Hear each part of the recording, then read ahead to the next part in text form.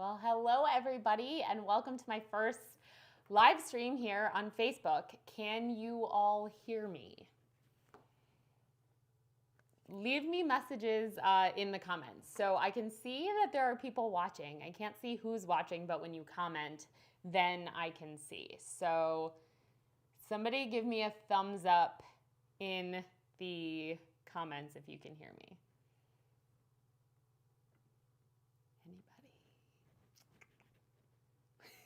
Give me a thumbs down if you can't hear me.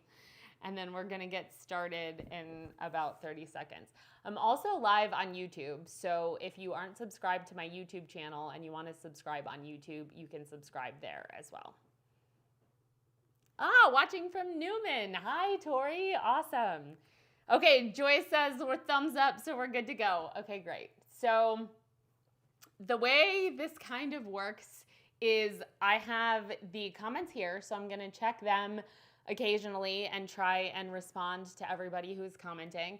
And then today I wanted to talk about some airport survival tips because I've had a lot of very interesting experiences, and I also have some photos to share and things of a time when I was stuck in an airport for about 3 days total and had everything from being stuck on a tram to lost luggage to everything. So I'm gonna kind of tell that story and then tell how I survived and give you a bunch of travel tips along the way.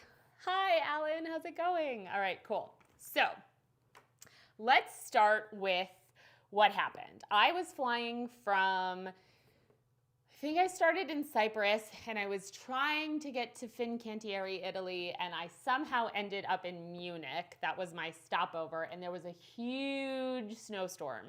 And it was one of those things that as we were getting on the plane in Cyprus, we were starting to hear, ooh, there's some weather and things might get a little dicey, but we weren't getting full information. But I think that that is number one. You kind of have to start paying attention not only in your city that you're leaving from, but also in your destination city and everywhere stop along the way. You want to think about how is the weather there, because if you get stuck in a snowstorm like I did, it's no bueno. So I got to Munich, which was my connection.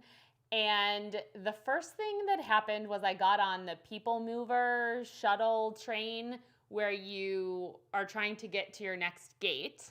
And I think I have a little video. So my awesome producer, Tim, is going to hopefully cue up the video of ultimately sliding glass doors. And that guy in the yellow right there is trying to fix the tram. So I should have known it was going to be a long travel day because I ended up sitting on this tram for about 15 minutes. And initially there were doors that closed, and then we weren't going. And then they said technical difficulties, and then the outside doors opened, and then they said they were having technical difficulties with those glass doors that you just saw. Because they were clear, we were able to see them actively trying to fix the problem. So that was reassuring and comforting and calming. But that was my first moment once I got to Munich airport. And then after that, they started saying, okay, there's snow, all the flights are getting canceled and rearranged. So initially we were delayed, and then the flight was canceled. And then when the flight was canceled, the line was so incredibly long to speak to anybody or try and get a cab or things like that. So I found out that I was definitely not getting a flight out at all. And the photo that you're looking at now is the line of people. And I think it goes far beyond the front there, all the way, past the People Movers escalator things. So that was all the people waiting in line to talk to somebody. I knew that that wasn't going to happen. Luckily, I was on business travel, so I was able to call the company that had booked my travel and was trying to work with them to get out. And they said, you're not getting out. We're going to put you up in a hotel. Get in line to get a cab. the cab line was just as long, if not longer.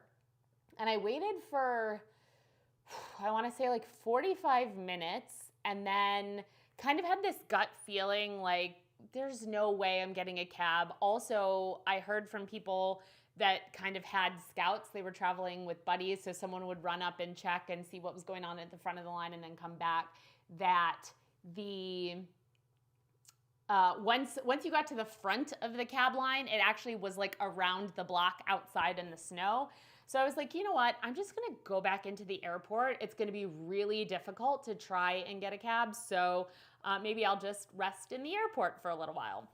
So it was a really good thing I did, because about 15 minutes after I went back inside, they closed security for the night and said they may or may not even reopen the airport the next day.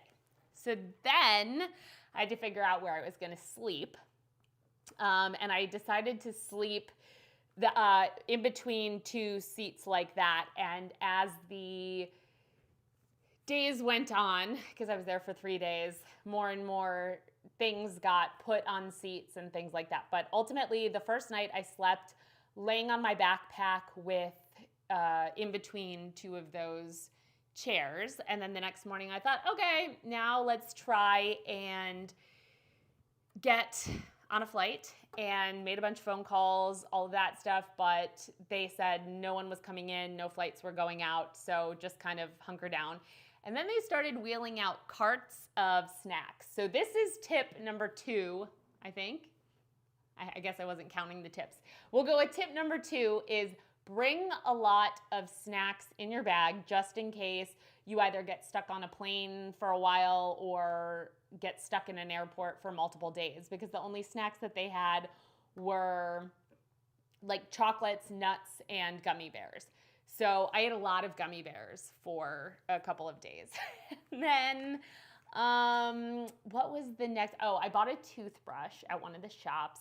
So at that point, I had posted that I was buying a toothbrush, and one of my friends was like, you basically live there now, which was a joke at the time and really funny. But also, when you're sort of in that situation, things kind of start to feel that way. And I found this little area during the day that I was then able to sleep in the next night, where it was almost like a little community that had formed, and people were taking turns watching each other's stuff. If people would find water or supplies, they would bring them back and share them with everybody.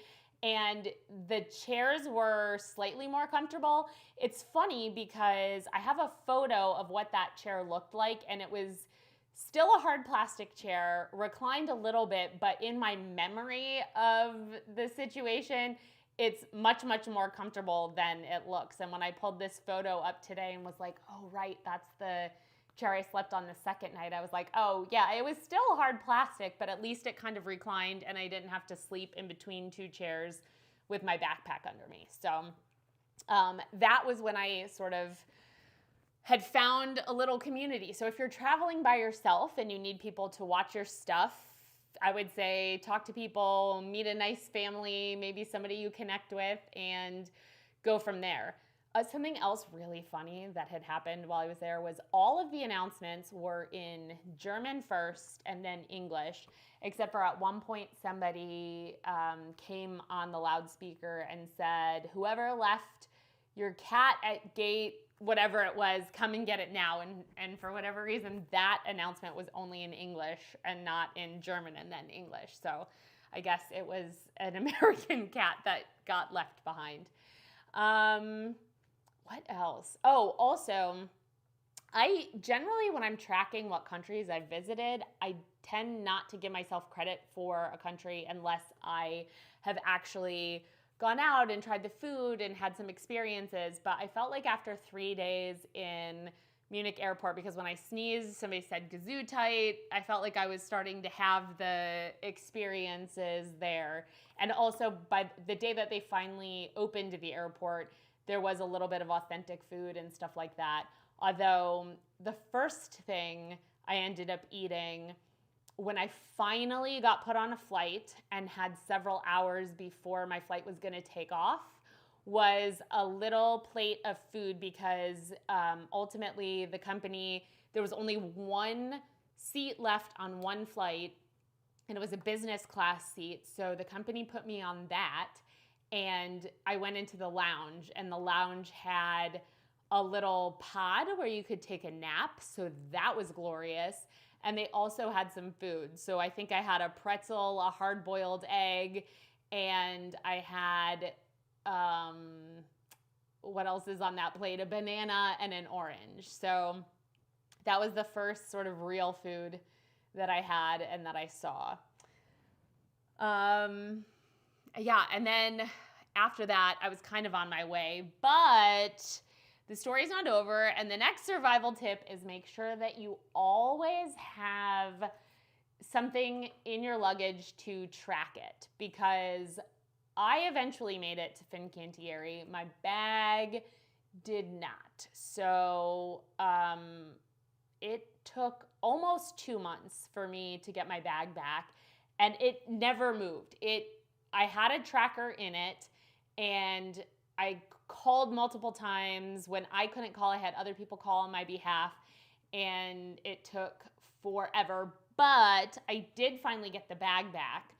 And I learned a couple of lessons from this, lessons that then you kind of tend to forget as you travel a lot, but really important. Make sure that you have everything you could possibly need in your carry-on. So medications, things like that. Anything that you don't want to lose. So if you have a favorite bathing suit or a favorite pair of pajamas or things like that, make sure it's in your carry-on, because you might have to go without it for a long time, potentially forever. Also, that bag recently on another flight did not make it and was luckily only 3 days behind when I arrived at the destination. But I'm beginning to wonder if it's the bag. I'm like, maybe that bag just, when they're grabbing bags, they don't grab that one. I don't know. But it was a really good reminder this time that you should have a spare pair of shoes, pajamas, whatever you're going to need for the first day or two of your trip should definitely be on your carry-on, in your carry-on, if it'll fit. And yeah, so I think that those are my main tips are always have a tracker in your bag, always have what you need for at least a day or two in your bag, stay alert and follow your gut. Also, you get more flies with honey. I found that staying really calm and being upbeat and happy and trying to make the most of a bad situation, because everyone then gets stressed out and things like that. If you're not the one yelling at the people behind the counter who are just trying to solve all of those people you saw in line's problems, I feel like you tend to get a little bit, better treatment, and you also tend to get further, and I feel like it's good karma to get on your way quicker. Yeah, bring snacks, definitely. And there were a couple of good things that came out of it. Obviously, I have a good story now. I learned a lot of lessons that then I can share with other people. But also, because I didn't have everything I needed, when I got to Italy, I had to buy a blow dryer, I had to buy a pair of pajamas, I had to buy a few essential things. And some of those things have become my favorite. So the blow dryer has the European plug, which I can use when I travel now, and it's probably the best blow dryer I've ever had in my life. I always get really excited when I can use that blow dryer. And same thing, the pajamas are the most comfortable. They tend to be my go-to. So yeah, sometimes you're thinking that things are not gonna go your way, but then good things end up coming out of it. So I still have a handful of people watching, so if anybody has any questions or comments or wants to know more about that particular story or has other travel tip questions, feel free to put them in the comments now. I'm trying to look at my notes and see if there was anything else that I wanted to make sure I told you, but the biggest thing is Don't put anything you are afraid to lose in your carry-on. That's number one. Number two, have a tracker in your bag. Number three, stay calm and follow your gut. So I think there's a little bit of a delay, so I'm gonna wait a second to see if anybody has any questions before I sign off of my first Facebook Live. Also, if you like this and want other Facebook Lives and have suggestions for the next set of videos that I'm gonna make or the next live, let me know that too. Oh, hi, Sarah. Yeah, I know, right? She says, good advice on the tracker. Yes, the tracker is super important. And I don't think it really matters. I know some people are sort of partial to certain brands or things like that, but I think as long as you have a way to be able to tell whoever you're talking to if your bag is lost exactly where it is in the airport, you should be good. Also, I sometimes have had to have, if I'm still traveling when the bag gets back to, say, my home airport, then you sometimes have to have somebody else pick it up. So it's also good to be able to tell whoever is picking up your bag for you, potentially, where it is. So, yeah. All right, awesome. Well, if you don't have any other questions or comments, I'm going to sign off from the first Facebook Live, and thank you all for watching, and I will see you next time.